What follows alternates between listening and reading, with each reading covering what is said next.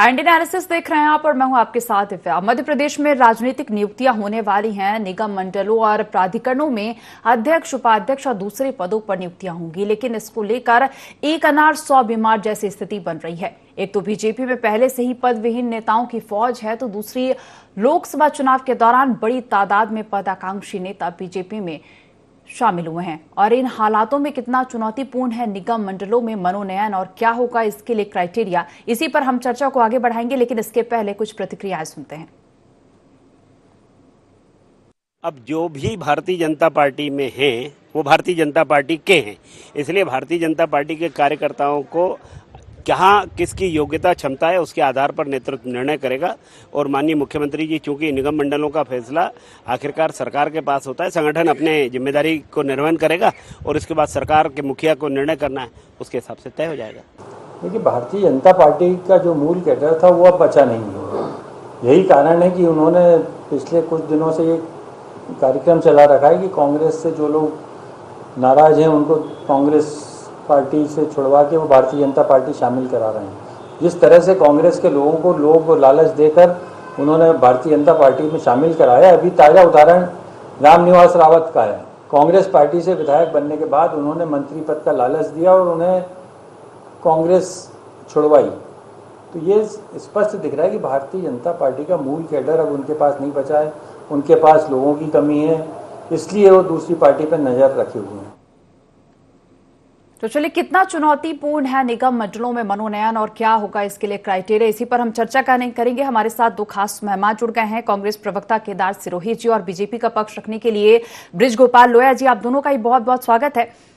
बृज गोपाल लोया जी, सबसे पहले जो मेरा पहला सवाल है वो आपसे ही है कि निगम मंडल, प्राधिकरण और आयोग समेत 46 पदों पर नियुक्तियां होंगी और देखा जाए तो स्थिति जो है एक अनार 100 बीमार जैसी बन रही है, तो कैसे समन्वय बैठा पाएंगे?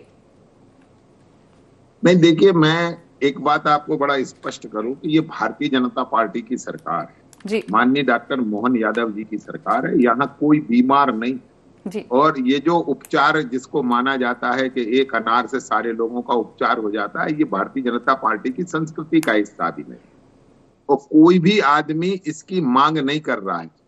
तो प्रश्न इस बात का उठता है कि ये जो स्थिति है, जो कांग्रेस सोचती है, वैसा भारतीय जनता पार्टी में ना तो रीति है, ना नीति है, ना संस्कृति है। अब प्रश्न इस बात का है कि इनमें सबसे पहले आयोगों में नियुक्ति होनी है, तो आयोगों में कौन व्यक्तियों की नियुक्ति होगी, कि आयोगों के योग्य कौन है, ये माननीय मुख्यमंत्री जी और सरकार मिलकर तय करेंगे। संगठन का काम है भारतीय जनता पार्टी को मजबूती प्रदान करना, उस सरकार का काम है कि जो उसे कार्यकर्ता बेहतर लगे उनको निगम में, मंडलों में, जहां भी उनको उचित लगता है कि ये कार्यकर्ता इस काम को बेहतर तरीके से कर सकता है, उसके लिए निश्चित उसके बारे में पार्टी भी विचार करती है और सरकार भी विचार करती है। एक बात जरूर कहूंगा, जो हमेशा कहता हूं, ये भारतीय जनता पार्टी की संस्कृति ये है कि हर काम के लिए कार्यकर्ता और हर कार्यकर्ता के लिए काम, मगर किसको क्या काम दिया जाएगा ये उसकी योग्यता, उसकी क्षमता, उसकी स्वीकार्यता, इन बहुत सारे मापदंड हैं जिस पर वो डिपेंड करती है। ये इस पर डिपेंड नहीं करती है जिस तरह से लोग सोचते हैं। जी बृज गोपाल जी, लेकिन एक बात और है कि यहाँ लिस्ट जो है काफी बहुत बड़ी है। देखा जाए तो वो भी हैं जो कांग्रेस से बीजेपी में शामिल हुए हैं, और फिर वरिष्ठ नेताओं की लिस्ट जो भी है, जो बीजेपी के जो वरिष्ठ नेता, उनकी लिस्ट भी बहुत लंबी है। तो देखा जाए लिस्ट यहाँ पर जो है, जो दावेदार है वो बहुत ज्यादा है।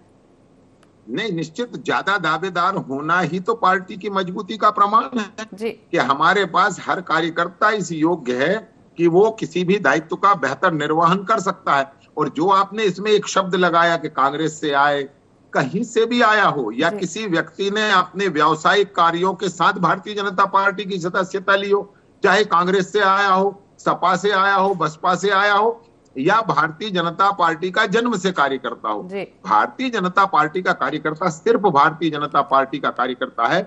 उसे इस तरह विभाजित करके नहीं देखा जाना चाहिए। ये जो विभाजन की प्रणाली है कि कौन किसका आदमी है, वो इस गुट में है, वो इस गुट में है, वो भाजपा से आया, ये संस्कार हमारे नहीं है। भारतीय जनता पार्टी में एक बार जो भारतीय जनता पार्टी की जिसने सदस्यता ली, जिसने भारतीय जनता पार्टी की रीति, नीति और संस्कृति को स्वीकार किया, वो हमारा कार्यकर्ता है और हम सब एक प्लेटफॉर्म पे, सिमिलर प्लेटफॉर्म पर खड़े हुए लोग हैं जो एक विचारधारा के प्रति समर्पित हैं और जो जनता के बीच में काम करने के लिए प्रतिबद्ध हैं। जी, चलिए हमारे साथ वरिष्ठ पत्रकार आशीष दुबे जी भी जुड़ गए। आशीष दुबे जी, स्वागत है आपका। हालांकि ये जो बात बृजगोपाल लोया जी कह रहे थे, उसका जो जवाब है वो मैं केदार सिरोही जी से लेना चाहूंगी।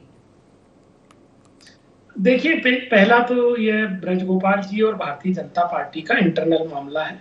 अब इसमें महाराज का कितना चलेगा, शिवराज का कितना चलेगा, और जो अभी नई सरकार है मोहन विजयवर्गीय जी की, उनका कितना चलेगा, वो उनका इंटरनल मामला है। पर मैं तो प्रभु से प्रार्थना करूंगा कि लोया साहब जैसे जो कर्मठ भारतीय जनता पार्टी के लिए दिन भर लड़ते हैं, जो भारतीय जनता पार्टी के को जो भंवर में फंसती है उसको बाहर निकालने के लिए अथक प्रयास करते हैं, ऐसे मूल कार्यकर्ताओं को, ऐसे मूल लोगों को अगर भारतीय जनता पार्टी जगह देगी तो उनके अपने केडर में एक विश्वास जगेगा। नहीं तो बात वही होगी कि अजय बिश्नोई जी जो हैं वो खुल के कहते हैं, गोपाल भार्गव जी भी अपना दिन गिनाते हैं, 15,000 कितना हजार दिन उनका पार्टी में। नागर सिंह चौहान जो हैं वो तो इस्तीफा देने के लिए ही चले जाते हैं। तो ऐसा नहीं है कि इनकी पार्टी में कोई विद्रोह नहीं है, इनकी पार्टी में असंतोष नहीं। इनकी पार्टी में जो आज की पार्टी है, जो वर्तमान भारतीय जनता पार्टी, वो तो डीलिंग बेस्ड चीजें हुई है। जो भारतीय जनता पार्टी में कांग्रेस के लोग हैं वो देखिए टिकट ले रहे हैं, इनके लोग दरिया उठा रहे हैं। कांग्रेस से जो भारतीय जनता पार्टी में गए वो मंत्री बन रहे हैं। आज जो अभी आंकड़ा है वो मोटा मोटा 25% है, जो एग्जिस्टिंग मिनिस्टर्स हैं उसमें 25% करीब का ऑक्यूपेंसी जो है वो कांग्रेस से आए हुए लोगों को है, इसलिए वो 15,000 दिन गिनना पड़ रहा। मुझे ऐसा लगता है कि यही निगम और आयोग में रहेगा और इनके जो लोग हैं वो सिर्फ अनुशासन के नाम पर पार्टी की कार्यशैली, संगठन, जो बड़ी बड़ी चीजें ये लोग दिखाते हैं उनके नाम पर वो घर से बैठ के देखेंगे। सामने तो अनुशासन के रूप में ये कह नहीं सकते, इनके यहाँ बोलने की स्वतंत्रता नहीं है। हमारे यहाँ तो हम लोगों के लोग बोल जाते हैं, इनके लोग बोलते नहीं है, तो चुपचाप वो घर अपना दर्द सहन करेंगे। बाकी मेरा इसमें बहुत ज्यादा हस्तक्षेप नहीं है, हमारी पार्टी का हस्तक्षेप नहीं है भाई, ये तो इनका इंटरनल मामला है, ये इसको सुलझाएं। हाँ, पर यही है कि अगर योग्य लोगों को मौका देंगे तो स्कूलों में जो इस बार बच्चे नहीं आए हैं वो बच्चे आएंगे अगर ये स्कूलों के लिए काम करेंगे। साइकिलें समय पर पहुंच जाएगी, बाढ़ के समय पर रोटियां पहुंच जाएगी जो पीड़ित लोग हैं, किसानों की जो फसल है वो बिना पैसे के मध्य प्रदेश में बिक जाएंगी। लोया साहब को ये बात मालूम, पर वो नहीं हिम्मत कर पाएंगे या नहीं कह पाएंगे, क्योंकि अभी उनको भी डर लगता है ना अनुशासन का। उनको मालूम है कि किसानों से कितना पैसा एमएसपी पे बेचने के लिए लगता है। खाद जो यहाँ पर यूरिया है वो 200 जो 80 रुपीज का 280 रुपीज का है वो 300-400 रुपए तक बिकता है, उनको सब मालूम है, वो नहीं मना करेंगे। जो मध्य प्रदेश में सोयाबीन है दूसरे राज्यों से 400-500 रुपए कम बिक रही है। मध्य प्रदेश में अभी ई जो प्रोविडेंट फंड का है उनका जो रिपोर्ट आया उसमें ये बताया कि देश में 7.5 लाख लोग इस बार जॉब कम मिला, उसमें मध्य प्रदेश में 29,000 जो लोग हैं उनको जॉब नहीं मिल पाया, कम हुआ है पिछले साल से, जबकि एजुकेशन बढ़ रहा है, जनसंख्या बढ़ रही है। इनका जो वो प्रोग्राम है ना कौन कौन से, वो मैं थोड़ा सा भूल रहा हूँ, वो make in India, skill development, वैसे वो मुद्रा लोन और वो ऐसा कुछ कुछ तरह के काफी प्लान चले थे, उनसे तो काफी लोगों को आना चाहिए था उसमें, पर दुर्भाग्य कि वो उसमें ऐड नहीं हो पाया। हो सकता है कि सॉफ्टवेयर की कई गड़बड़ी रही हो जैसे किसानों के साथ हो जाती है। तो अभी मध्य प्रदेश में चैलेंजेस बहुत है, उनको वो चैलेंजेस देखना है। मैं तो उम्मीद करूंगा कि भारतीय जनता पार्टी जो उनके कर्मठ लोग हैं, जो उनके लिए सतत प्रयास कर रहे हैं, जो सुबह से शाम तक जो चना खा के ऐसा कहते थे फुटाने खा के, अब तो वहां पर वो 5 स्टार राजहंस से खाना आता है, ऐसा मुझे किसी ने बताया है।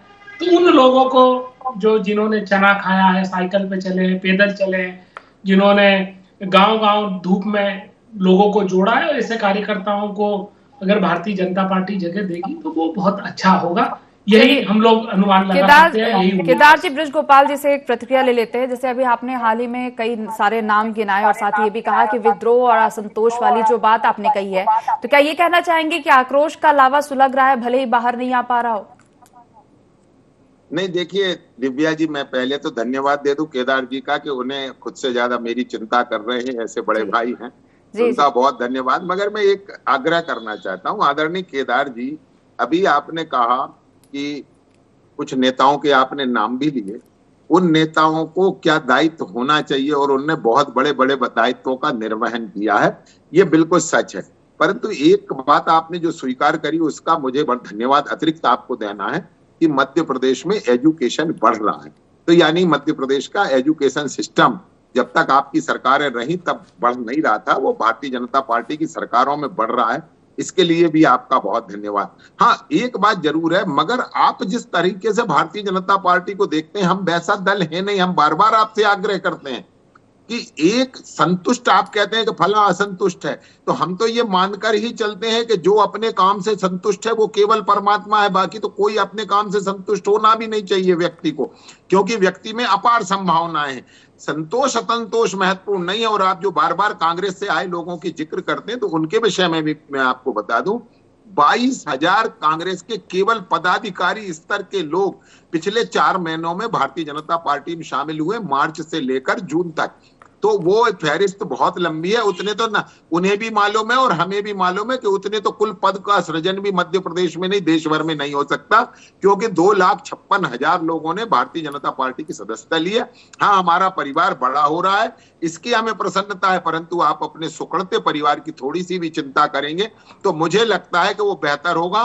भाजपा में पदों का लालच किसी को नहीं है। हाँ, सेवा का संकल्प है, कोई अपने तरह से करना चाहता है तो निश्चित उसका ये अधिकार है। और एक और आपने बात कही थी कि कांग्रेस में बातें करने की स्वतंत्रता है, बिल्कुल सही कह रहे हैं आप। कांग्रेस में अपनी विचार रखने की स्वतंत्रता है। डीके सुरेश को ये कहने की स्वतंत्रता है कि उत्तर और दक्षिण को अलग अलग कर दिया जाए।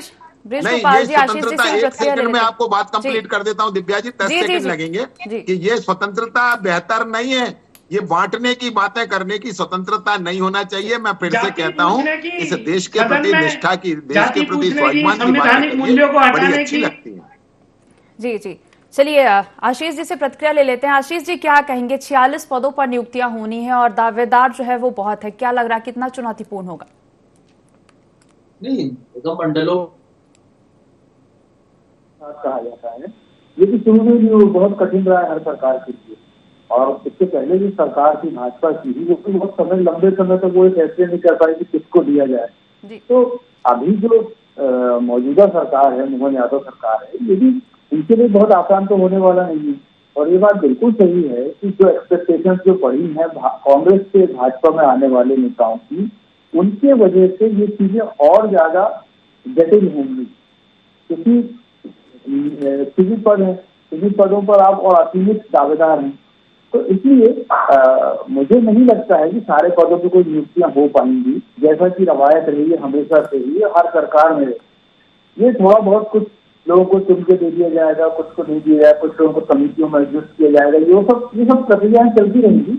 लेकिन समस्या जो सबसे महत्वपूर्ण ये है कि जो अभी एक उदाहरण सामने आया था, छोटा सा लोगों का जो माइंडसेट है वो आया था कि जब रामनिवास रावत को मंत्री बनाया गया था तो नागर सिंह चौहान ने बड़ी स्ट्रॉन्ग, या जिसको कहना चाहिए तीखी प्रतिक्रिया व्यक्त। रावत कांग्रेस से आए हुए हैं, तो ये जो चीजें हैं ये स्टेप बाय स्टेप नीचे भी चलेंगी, ऊपर भी चलेंगी। तो हो सकता है जब निगम मंडलों में इस तरह के कोई काम होंगे या नियुक्तियां होंगी तो कोई नाराज होगा, कोई खुश होगा।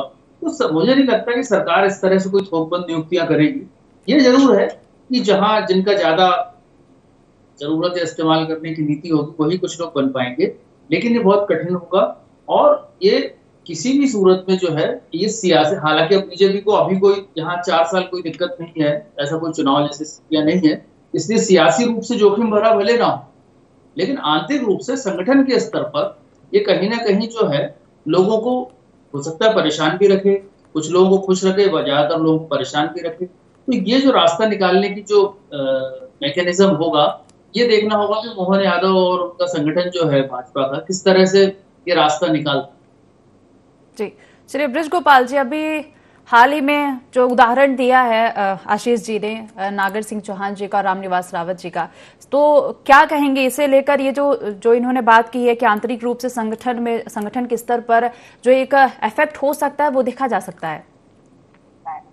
नहीं, देखिए, मैं फिर से कह रहा हूँ, भारतीय जनता पार्टी के काम करने का अपना एक तरीका है। आप निश्चित किसी को भी अपनी विचार और भावनाएं व्यक्त करने का पूरा अधिकार है, असंतोष व्यक्त करने का भी पूरा अधिकार है। यदि असंतोष व्यक्त करने का भी अधिकार हम उनसे छीन लेंगे तो फिर हम कैसे लोकतांत्रिक राजनीतिक दल होंगे? हम लोकतांत्रिक राजनीतिक दल है तो अपनी बात कहने का अधिकार, अपनी क्षमताओं को बताने का भी अधिकार, कि आप नेतृत्व को ये बता सके कि मेरी क्षमताएं बेहतर हैं, आपने कमतर की, या संगठन आपको बता दे कि आप बेहतर समझ रहे थे परंतु कमतर हैं।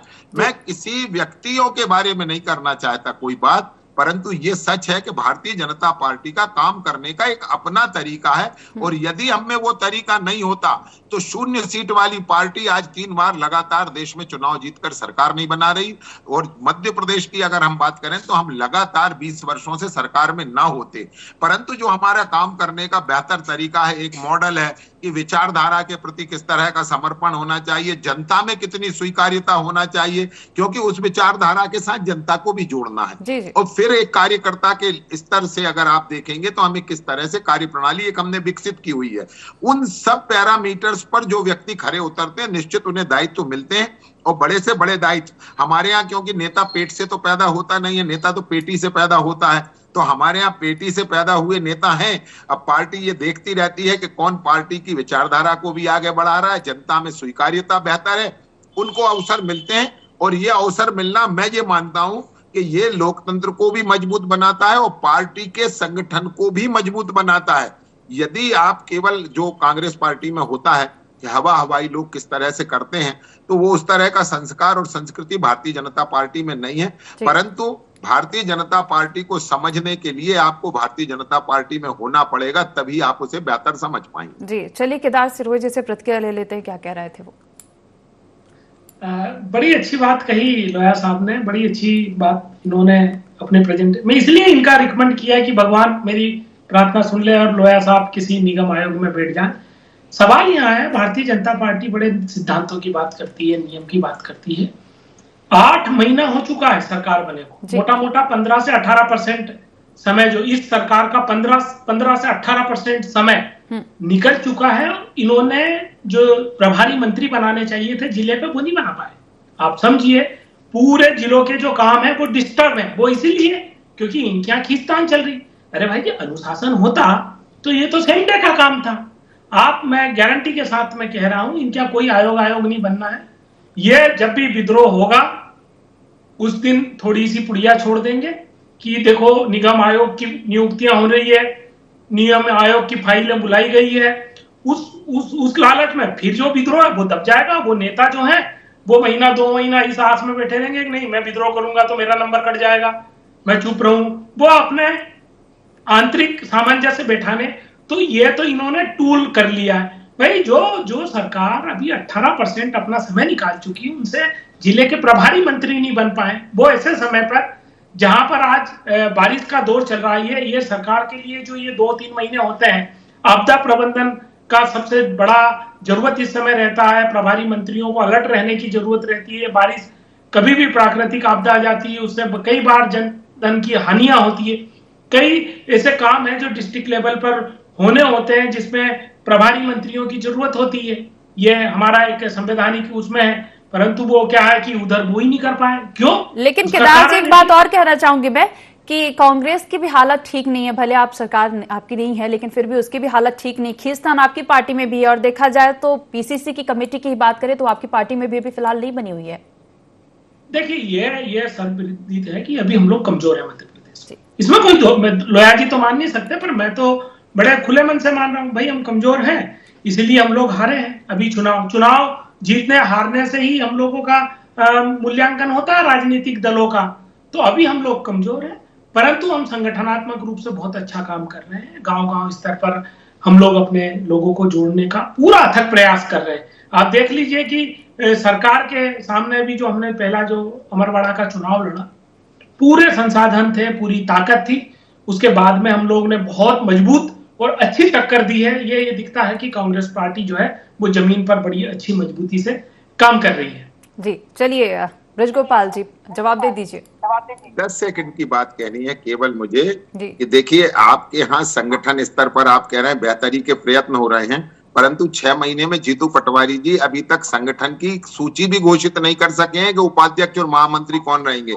और जिस उपचुनाव की आप बात कर रहे हैं केदार जी, आपको भी बहुत बेहतर मालूम है कि उसका क्रेडिट लेने के लिए 12 बजे तो प्रेस कॉन्फ्रेंस ही बुला ली थी जीतू पटवारी जी ने, और 3 बजते बजते जब आप हार गए तो उसका ठीकरा आपने कमलनाथ जी पर फोड़ना शुरू कर दिया। हम वही कहते हैं कि भारतीय जनता पार्टी एक सामूहिक नेतृत्व में विश्वास रखती है। यदि हार रहे हैं तो हम सब हार रहे हैं, और यदि हम जीत रहे हैं तो हम सब जीत रहे हैं। तो ये जो हमारा संस्कार है यही तो हमें आपसे आगे रखता है। और आगे केवल हम इसलिए नहीं रहना चाहते हैं कि हम आपसे आगे हों, हम तो ये चाहते हैं कि इस प्रदेश के और इस देश के कल्याण और बेहतरी के लिए जो कार्यकर्ता जो कंट्रीब्यूशन कर सकता है उसे करने का अवसर मिलना चाहिए, चाहे वो निगम मंडल हो चाहे आयोग हो। कहीं ऐसा ना हो कि कमलनाथ जी की तरह हटते हटते आखिरी दिन रात में पिछड़ा वर्ग आयोग और महिला आयोग की नियुक्तियां हो, वो भी उस समय जब सरकार अल्पमत में हो, और 15 मार्च की आधी रात को इस तरह के आयोगों की नियुक्तियां हो रही हो। मैं आपसे आग्रह करना चाहता हूं, हम उस तरह नहीं है, हम तो जैसी उपयोगिता है और जिसमें योग्यता है उसको अवसर भी देंगे और उन नियुक्तियों को भी करेंगे। चलिए केदार जी, एक इसका जवाब दे दीजिए। और एक सवाल मेरा भी है कि जैसे हम देख पा रहे हैं बड़ी जो तादाद में जो नेता है वो कांग्रेस से बीजेपी में गए थे। अगर मान लीजिए ये जो 46 पदों पर उनकी नियुक्तियां नहीं हो पाई और वो कांग्रेस में वापस लौटना चाहे, फिर देखिए आज की आपकी डिबेट में बहुत सार्थक चीज ये निकली कि हम लोग बड़े परेशान थे भाजपा के झूठ से। कभी 5 लाख, कभी 8 लाख, कोई ना तो 10 लाख तक का भी आंकड़ा दे दिया था कि मध्य प्रदेश से इतने लोगों को भारतीय जनता पार्टी ने में ज्वाइन करा लिया। आज लोया साहब ने थोड़ा तो बोला है, झूठ बोला है, उसमें थोड़ा सा बढ़ा के आंकड़ा बोला है, पर ये 20-22 हजार पे आ गए। ये आज की डिबेट का एक महत्वपूर्ण हिस्सा निकला है कि भारतीय जनता पार्टी ये मानने लगी है कि 20-22 हजार ही आए थे और ज्यादा नहीं आए, जो ये एक तरीके का आवंटन बना रहे थे। सवाल ये है, देखिए ये राजनीतिक निर्णय है, कौन आएगा कौन जाएगा, इसके ऊपर शीर्ष नेतृत्व जो हमारा डिसीजन लेगा, उस लीडर की कैपेबिलिटी, उस लीडर की लोकप्रियता, उस लीडर की विश्वसनीयता, पार्टी के साथ किए गए काम, तमाम चीजों का मूल्यांकन है, वो तो मेरे हाथ में तो नहीं है बेनबू, कम से कम। जी चलिए आशीष जी से प्रतिक्रिया ले लेते हैं। आशीष जी, अगर यहाँ बात की जाए तो नियुक्तियों की हो रही है, निगम मंडलों में नियुक्तियों की, और क्या लग रहा है, क्या बगावत जैसी स्थिति बनी? और फिर अगर दूसरी बात यह है कि अगर ये 46 पदों में नियुक्तियां, जैसे कि जो लिस्ट है वो काफी लंबी है, और अगर नियुक्तियां नहीं हो पाई तो क्या लग रहा है जो कोऑपरेटिव बैंक में जो अभी नियुक्तियां आएंगी वहां एडजस्ट किया जाएगा? नहीं, देखिए सरकार के पास बहुत सारे विकल्प हैं। यदि संतुष्ट करना चाहे तो कहीं ना कहीं लोगों को संतुष्ट किया जा सकता है, या लोगों को या एक खास समूह या एक खास गुट के एक नेता को इस तरह कोई फार्मूला बना के भी संतुष्ट किया जा सकता है। लेकिन जहां तक बगावत की बात है तो मुझे कहीं ऐसा नहीं लगता है कोई बगावत जैसी स्थिति हो, क्योंकि जो लोग कांग्रेस से आए हैं यदि वो वापस कांग्रेस में जाना भी चाहते हैं तो अब उनकी कोई, कांग्रेस खुद कह चुकी कि हमारे दरवाजे उनके लिए बंद, और फिर कांग्रेस के पास अभी खुद कोई काम नहीं है तो इन्हें क्या काम। दूसरी बात, भाजपा से अगर ये बगावत करके जाते भी हैं तो भाजपा को फर्क नहीं पड़ता है, लेकिन अगर ये जाते तो इनको इंडिविजुअल नुकसान हो जाएगा। तो इसलिए ऐसी बगावत की स्थिति मुझे कहीं नहीं नजर आती। लेकिन ये जो असंतोष है, ये जो अंदर आंतरिक रूप से, देखिए अजय बिश्नोई भी कई बार इस तरह की बातें करते हैं, उनकी बातों से समझ में आता है कि कितना, गोपाल भार्गव भी बात कही और भी कुछ लोग इस तरह बात कहते हैं। तो ये जो पार्टी बहुत बड़ी हो जाती है तो अपेक्षाओं का दायरा जो है बहुत बढ़ जाता है, और जितने लोग मदद करते हैं पार्टी की अपने स्तर पे तो उनकी अपेक्षा, अब राजनीति कोई साधु संतों का खेल तो है नहीं कि कोई आया और निर्लिप्त भाव से वहां बैठा है। जाहिर है उसको कुछ चाहिए, वो इसीलिए तो अपना दल बदल करके आता है या अपनी पार्टी में जरूरत से ज्यादा मेहनत करता है। तो ये सारी बातें जो है, यही इन्हीं चीजों का पूरा जो निचोड़ है वो राजनीति है। तो इसीलिए अगर भले बगावत नहीं होती है या कोई ऐसी स्थितियां नहीं बनती, उसके बाद भी संगठन में अंदर ही अंदर जो सुगबुगाहट होती रहेगी या जो स्थितियां बनी रहेंगी इस तरह की, चाहे मंत्रिमंडल की बात हो, निगम मंडल की बात हो, कोई भी बात हो, तो वो जो है पार्टी को कहीं ना कहीं किसी न किसी रूप में परेशान तो किए रहेगी। ये बात बस इतनी अभी फिलहाल भाजपा के लिए मुझे लगता है कि ऐसी है कि कोई राहत वाली ही बात है कि कोई बड़ी ऐसा उसको डैमेज नहीं होने वाला है। लेकिन छोटी छोटी चीजें आगे जाके कोई बड़ा रूप ले, क्योंकि 4 साल का लंबा सफर है। 4 साल कांग्रेस को भी उतना ही सफर करना है अपने आप को प्रासंगिक बनाए रखने के लिए। और 4 साल इनको भी उतना संघर्ष करना ही होगा कि पार्टी को वही 160-65 के वर्थ पे बनाए रखे। तो दोनों के अपने अपने किस्म के संघर्ष हैं और ये 4 साल चलते हैं। जी आशीष जी, चर्चा और भी हो सकती थी लेकिन समय की कमी होने के चलते इस चर्चा को हम यहीं रोकना चाहेंगे। फिलहाल आप तीनों ही मेहमानों का जुड़ने के लिए बहुत बहुत धन्यवाद। तो मध्य प्रदेश में राजनीतिक नियुक्तियां होने वाली हैं और निगम मंडलों और प्राधिकरणों में अध्यक्ष, उपाध्यक्ष और दूसरे पदों पर नियुक्तियां होंगी, लेकिन इसको लेकर एक अनार 100 बीमार जैसी स्थिति बन रही है। तो फिलहाल देखने वाली बात होगी कि सामंजस्य कैसे बैठा पाएंगे। IND एनालिसिस में फिलहाल इतना ही। आप देखते रहिए IND 24। नमस्कार।